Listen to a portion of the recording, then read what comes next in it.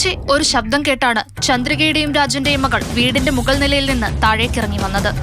താഴെ കണ്ടത് ഒട്ടും വിശ്വസിക്കാൻ കഴിയാത്ത കാഴ്ച. അമ്മ ചന്ദ്രിക കുത്തേറ്റ് ചോരയിൽ കുളിച്ചു കിടക്കുന്നു. അച്ഛൻ രാജന്റെ ശരീരത്തിൽ ഗുരുതര പരിക്ക്. ഉടൻ തന്നെ മകൾ അയൽക്കാരെ കരഞ്ഞു വിളിച്ചു.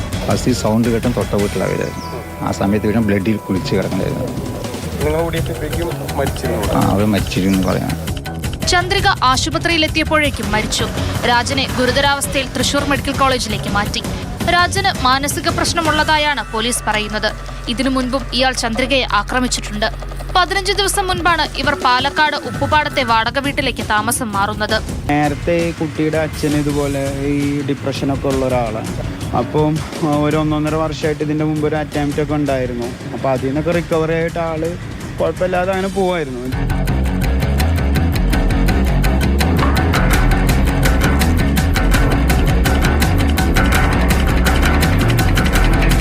മാതൃഭൂമി ന്യൂസ്, പാലക്കാട്.